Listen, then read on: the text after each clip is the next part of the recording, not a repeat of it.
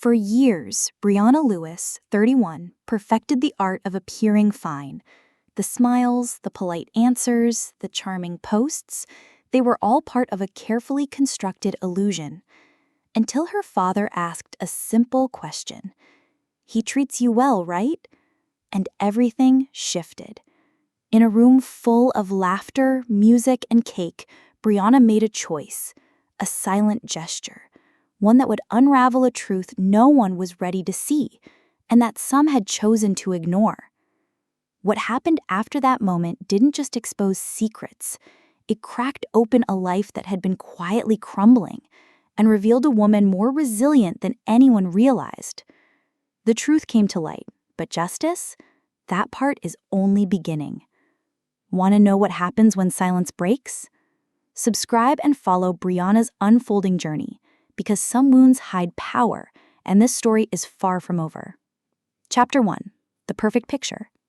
The late September sun filtered through the bay windows of Brianna Lewis's suburban Boston home, casting golden rectangles across the polished hardwood floor.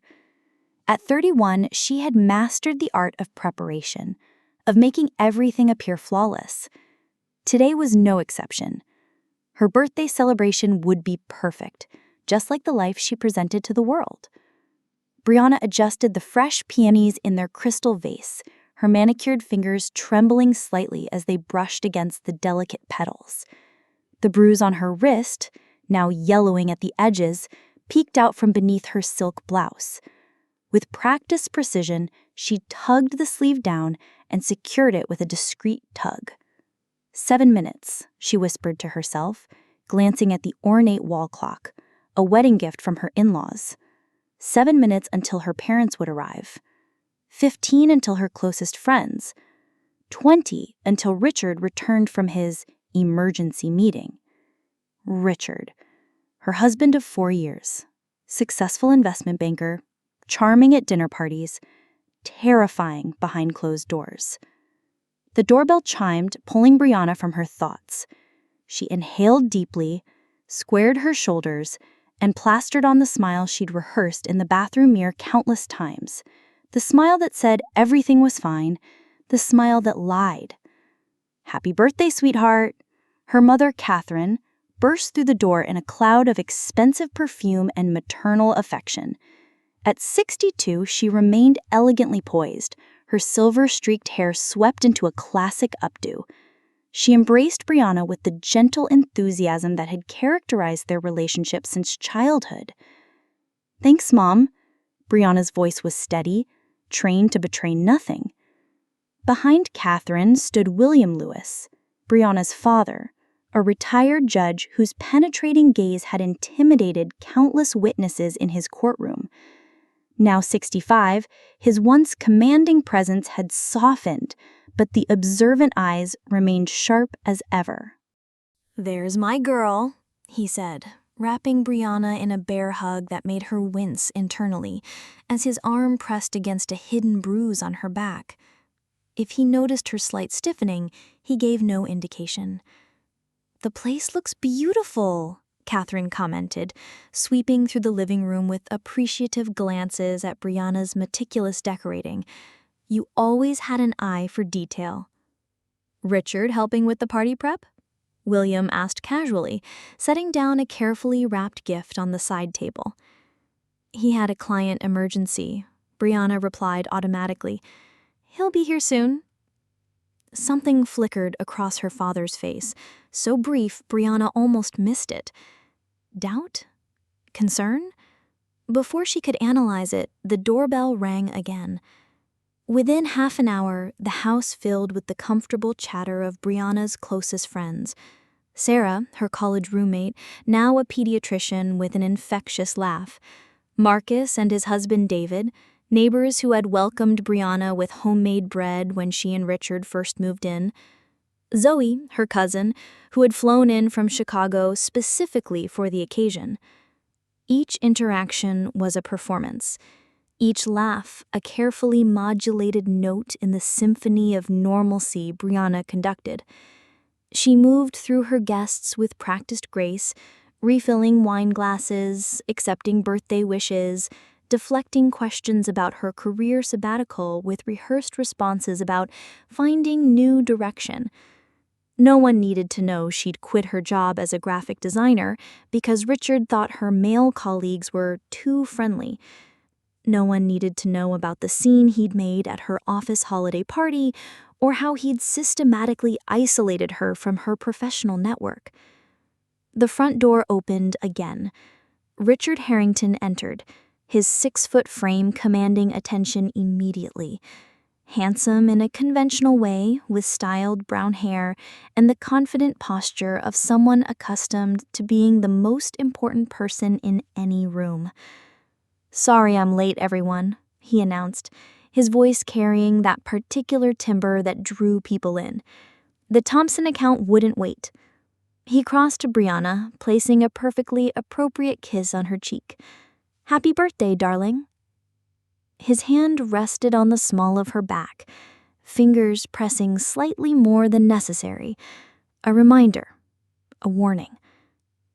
"Thank you for understanding," Brianna said, the script flowing easily. "We're just about to gut the cake." As the gathering moved toward the dining room, William held back, catching Brianna alone in the kitchen as she retrieved the cake from the refrigerator. 31, he said softly. "I remember the day you were born like it was yesterday, screaming your head off, full of fire." Brianna smiled genuinely for the first time that day. "Still causing trouble, Dad." William's weathered hand covered hers briefly. "You know, I've been meaning to ask." He hesitated, his judicial composure momentarily faltering. "He treats you well, right, Richard?" The question hung in the air between them. Simple, direct, devastating in its potential. Brianna froze, the cake halfway to the counter. 4 years of careful deception teetered on the edge of a precipice. 4 years of, "I walked into a door," and "I'm just clumsy," and "everything's fine," threatened to collapse under the weight of her father's quiet inquiry. In the next room, she could hear Richard charming her mother with a story about his recent business trip. His laugh, so convincing to everyone else, sent ice through her veins. "Bree?" her father prompted, using her childhood nickname. His eyes, so like her own, searched her face with the precision of someone who had spent decades determining truth from lies. Something broke inside Brianna then, not with a crash, but with the quiet surrender of a dam finally giving way after years of mounting pressure. Without a word, she set down the cake. With trembling fingers, she slowly rolled up her sleeve, revealing the constellation of bruises that mapped the evolution of Richard's rage, from purple to blue to sickly yellow-green. William's sharp intake of breath seemed to echo in this suddenly airless kitchen. "He treats me well," Brianna whispered, her voice barely audible. "Until he doesn't." The moment stretched between them, father and daughter, standing on opposite sides of a truth too long concealed. In the dining room, someone called Brianna's name. The party waited. Richard waited. William's eyes, now glistening with unshed tears, and something darker, a cold fury Brianna had never seen directed at her, held hers. "We're going to fix this," he said with quiet certainty. "Not someday, now." Brianna's heart pounded in her chest. Revelation, terror, and buried beneath both, the faintest flicker of something she hadn't felt in years. Hope. If this story has touched something in you, if you've ever felt trapped in silence or know someone who might be, please don't keep it to yourself. Subscribe to our channel for more stories that shine light into darkness and remind us all that no one should face their battles alone. Chapter 2 will reveal what happens when a family confronts the unspoken and the price of breaking silence. Join us on this journey. Sometimes the most important stories are the hardest ones to tell. Chapter 2. Fault Lines. The world didn't stop when Brianna showed her father the bruises. The refrigerator continued its gentle hum, the ice maker clicked and dropped another cube. Outside, a neighbor's dog barked at a passing car. Life continued its mundane rhythm, even as everything changed. William Lewis's face transformed through a cascade of emotions: shock, grief, guilt, and finally a controlled rage that settled into the lines around his mouth. He'd sentenced men like Richard to prison during his years on the bench. He'd listened to victims recount stories similar to what his daughter must have endured, but nothing had prepared him for this, for seeing his child marked by deliberate cruelty. "We're leaving," he said, his voice low but firm. "Right now. Get your purse." Brianna's throat constricted. "I can't just—" "You can." William's tone left no room for argument. The judge had returned. "Everyone's here. The cake." Her excuses sounded hollow even to her own ears. Small concerns masking the enormous fear beneath. What would Richard do when he realized what was happening? As if summoned by her thoughts, Richard appeared in the kitchen doorway. "Everything okay in here?" His smile remained fixed, but his eyes darted between father and daughter, calculating, always calculating. "We're waiting for the birthday girl."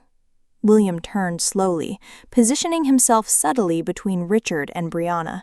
"Actually, we need to cut things short. Family emergency." Richard's expression didn't change, but Brianna saw his hand tighten on the doorframe. "What kind of emergency?" "My mother," William improvised smoothly. "She's fallen. We need to go to her now." "Grandma?" Brianna played along, her acting skills honed by years of necessity. "Is she okay?" "We'll know more when we get there. Catherine and I will take you." Richard's jaw tightened almost imperceptibly. "I should come too. We're family." The word family in Richard's mouth made William's shoulders stiffen. "That's not necessary. Stay and explain to the guests. We'll call when we know more." For a moment, tension crackled between the two men like static electricity before a storm. Brianna held her breath, caught in the dangerous space between them. Finally, Richard's businessman persona reasserted itself. "Of course, family comes first." He approached Brianna, and it took everything in her not to flinch when he kissed her cheek. "Call me when you can, sweetheart." His lips brushed her ear and he whispered, "We'll discuss this later." The threat, veiled but unmistakable, sent a familiar chill through her body. William must have noticed something because he placed a hand on Brianna's shoulder. "We should go. Now."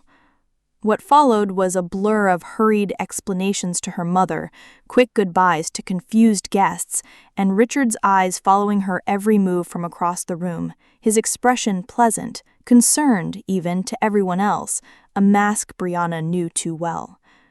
20 minutes later, she sat in the back seat of her parents' car as they drove away from the house she'd shared with Richard for 4 years, the house that had become both prison and stage set for the elaborate performance of her marriage. "Will someone please tell me what's going on?" Catherine turned in the passenger seat, her face a portrait of bewilderment and growing concern. "Your grandmother is in Arizona, playing golf. She's fine." William met his wife's eyes briefly before returning his attention to the road.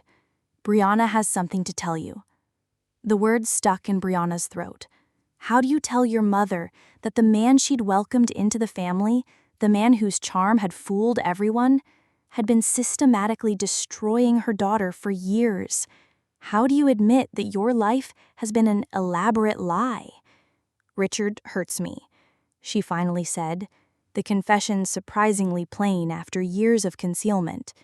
"He has been for a long time." Catherine's hand flew to her mouth. "Hurts you? What do you mean, hurts you?" In response, Brianna slowly rolled up her sleeve again, revealing what she'd shown her father in the kitchen. In the passing streetlights, the bruises created a topography of pain across her skin. "Oh my God," Catherine whispered. "Oh my God, Brianna, why didn't you tell us?" The question, though asked with love, scraped against Brianna's raw emotions. Why hadn't she told them? The reasons were both simple and impossibly complex. At first, I thought it was my fault, she began, her voice steadier than she expected. He was always so sorry afterward. He'd cry, say it would never happen again. She stared out the window at the familiar streets of her hometown passing by.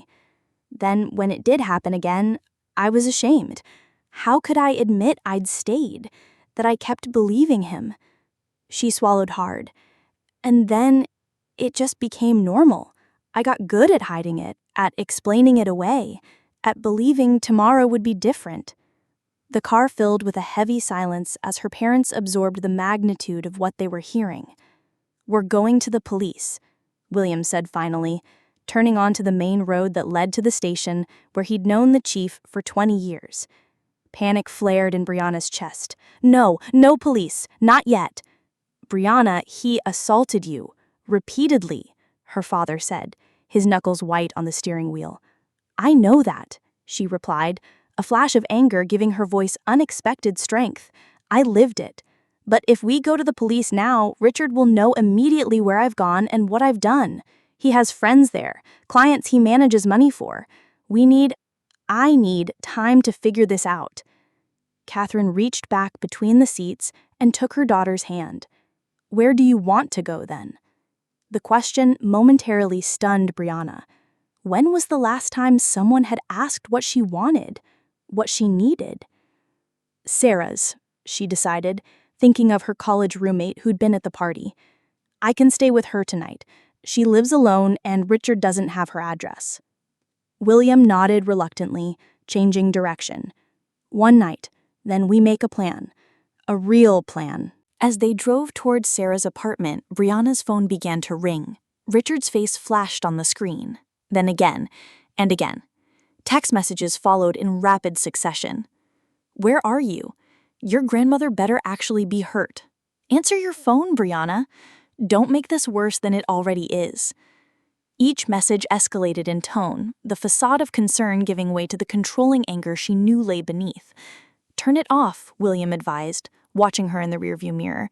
"Or better yet, let me see it." Brianna hesitated only briefly before handing over the phone. Her father immediately powered it down and placed it in the glove compartment. "We'll get you a new one tomorrow," he said, one he doesn't know the number to.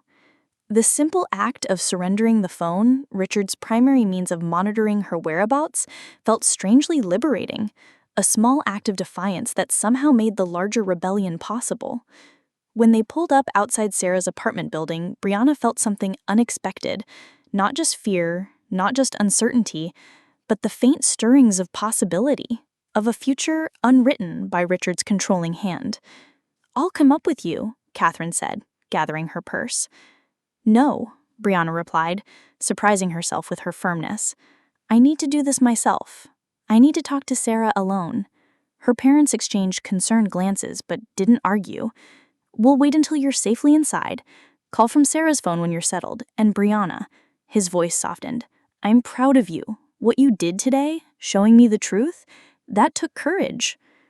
Courage. The word echoed in Brianna's mind as she climbs the steps to Sarah's third-floor apartment. Was that what this was? It felt more like desperation, like survival. Sarah answered the door in pajamas, confusion quickly giving way to concern at the sight of Brianna standing there without explanation. "Can I stay here tonight?" Brianna asked, the carefully constructed walls of her performance beginning to crumble now that she was away from Richard, away from the life she'd been pretending to live. "Of course," Sarah replied without hesitation, stepping aside to let her in. "What's going on?" As the door closed behind her, Brianna felt the first tear break free and slide down her cheek, then another and another, until she was sobbing in her friend's arms, years of pent-up fear and pain finally finding release. "I've been lying," she managed between ragged breaths, "to everyone, for so long." Sarah, who had treated children in emergency rooms and recognized the signs that Brianna had become so adept at hiding, simply held her tighter and whispered, "Then it's time to tell the truth." The truth. Such a simple concept, and yet Brianna had forgotten what it felt like. what she felt like underneath all the lies. As she sank onto Sarah's couch, exhaustion washing over her, Brianna realized she was about to find out. The thought was both terrifying and strangely exhilarating. For the first time in years, tomorrow was unwritten. Chapter 3, Reclamation. 3 months after her 31st birthday, Brianna Lewis sat in a sunlit corner of Maple Street Cafe, nursing a cup of chai tea and watching Boston life unfold outside the window. Winter had descended on the city, transforming the streets with a fresh blanket of snow that muffled footsteps and softened edges. Much like the season, Brianna herself was in transition, no longer the woman trapped in Richard's carefully constructed reality, but not yet fully certain who she was becoming. The restraining order against Richard rested in a folder beside her, alongside divorce papers filed by an attorney her father had connected her with. Legal protections that existed on paper, but felt fragile in the face of Richard's resources and connections. Still, they were something. Concrete steps toward a life reclaimed. Her phone, a new number, a new beginning, vibrated on the table. A text from Sarah. "Court still on for 2 p.m.? Want me to meet you there?" Brianna typed back. "Yes, and yes, please." Nervous. The preliminary hearing to extend the emergency restraining order was today. Richard would be there with his attorney, no doubt impeccably dressed, perfectly composed, ready to present himself as the wronged husband concerned about his wife's mental health. He'd already begun spinning that narrative to their shared acquaintances, that Brianna was unstable, that she'd fabricated the abuse, that her father had poisoned her against him. Some had believed him. Others, like Sarah, Marcus, and David, had stood firmly beside her. The rest existed in a gray area of uncertainty, unwilling to choose sides in what they saw as a private marital dispute, rather than what it truly was, a systematic campaign of control and violence that had nearly erased Brianna entirely. "Is this seat taken?" The voice pulled Brianna from her thoughts. She looked up to find a woman in her mid-50s standing beside her table, gesturing to the empty chair across from her. Her silver-streaked hair was pulled back in a practical ponytail, and she wore a simple turtleneck beneath a well-worn blazer. "Oh, no, go ahead," Brianna replied, gathering her papers to make room. Instead of immediately sitting, the woman extended her hand. "I'm Elena Vasquez. You're Brianna Lewis, right?" Brianna tensed, immediately suspicious. Had Richard sent someone to approach her? "How do you know my name?" Eleanor smiled slightly. "I'm a victim advocate with the district attorney's office. Your father reached out to me about your case." Relief washed over Brianna.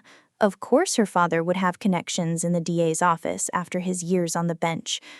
"I'm sorry, he didn't mention—" "No need to apologize.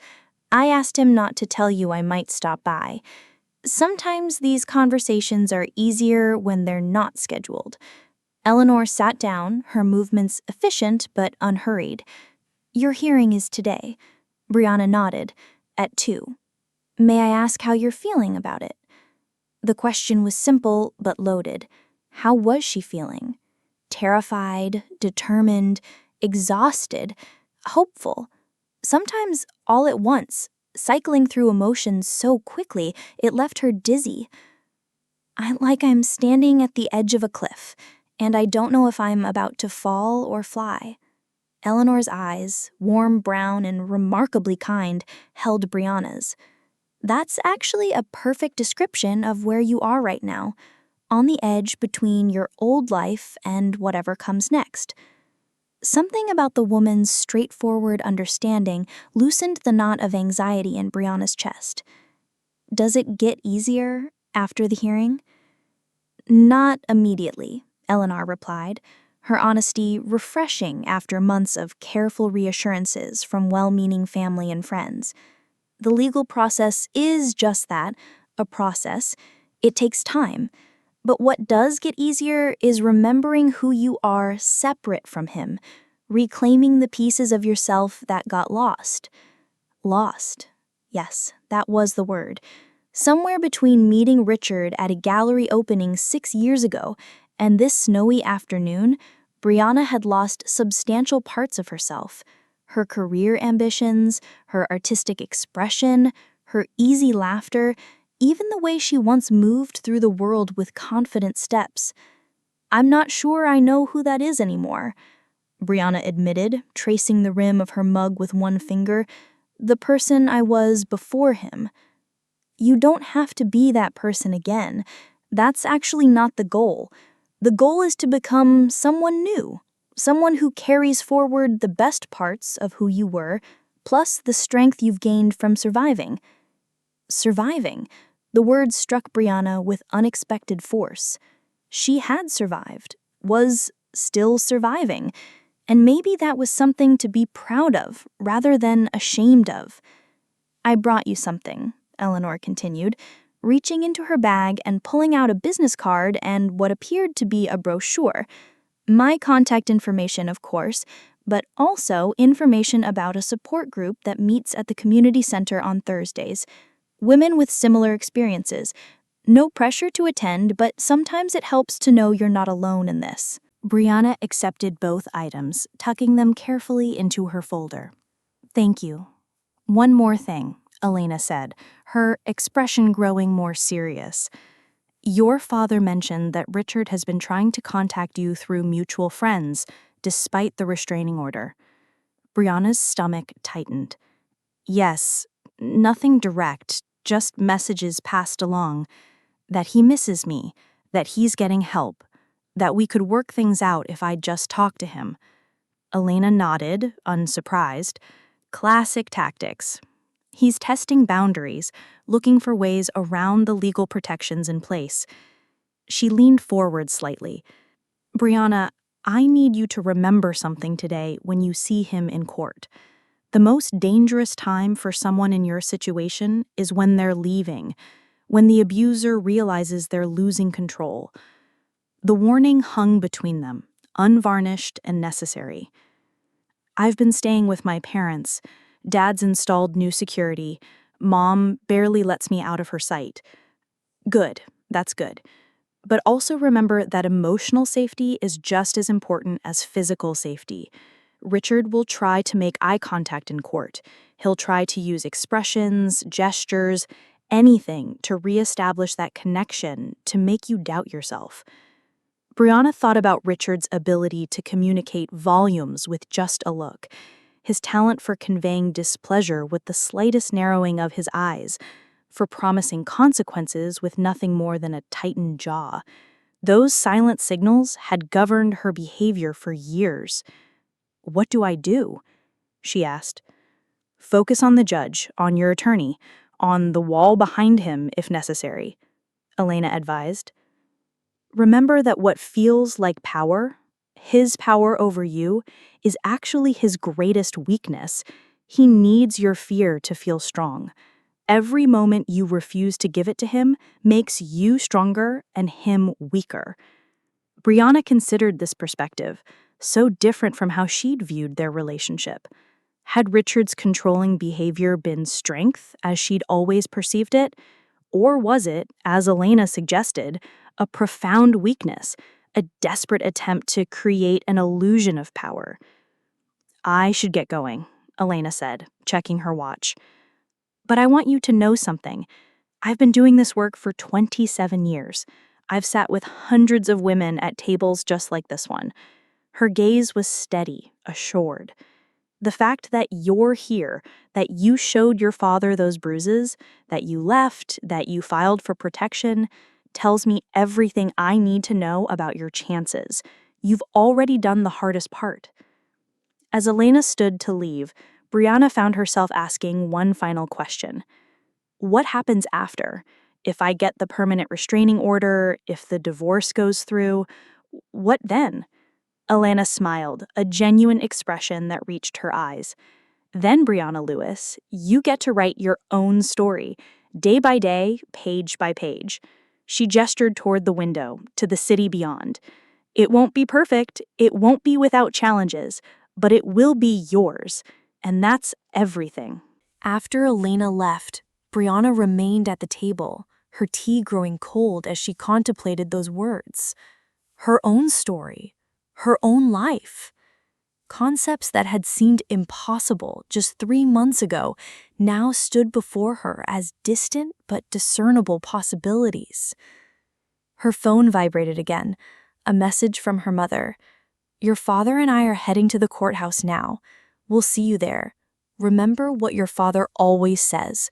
The truth has a weight that lies can never match." Brianna gathered her things, paid for her tea, and stepped out into the winter afternoon. The cold air bit at her cheeks, but she didn't mind. After years of numbness, even discomfort was a reminder that she could feel, that she was present in her own life. As she walked toward the courthouse, snow crunching beneath her boots, Brianna thought about the stories we tell ourselves and others. For years, she'd been living inside Richard's narrative, a story where she was small, flawed, and dependent on his guidance. A story where his anger was her fault, where his apologies were generous rather than manipulative, where his love excused his cruelty. But stories could be revised, rewritten, reclaimed. The courthouse loomed ahead, imposing in its gray stone solidity. Inside those walls, she would face Richard across a courtroom. She would speak her truth to a judge. She would feel fear. That was inevitable, but she would not let it rule her. Brianna took a deep breath, watching it cloud in the winter air before disappearing. Then, with steady steps, she continued forward, toward uncertainty, toward possibility, toward a future that, for the first time in years, belonged entirely to her. What she didn't yet know, couldn't yet know, was that her journey was about to take an unexpected turn, one that would challenge everything she thought she understood about her marriage, about Richard, and, most importantly, about herself. This story reaches its emotional conclusion in our final chapter, where Brianna discovers a truth that will transform her understanding of both her past and her future. For those who have followed Brianna's journey of courage and reclamation, the final revelation is one you won't want to miss. Subscribe now to ensure you don't miss the powerful conclusion that has resonated with thousands of women who have walked similar paths. Your subscription supports stories that matter, stories that shine light into darkness, and remind us that even in our most isolated moments, we are never truly alone.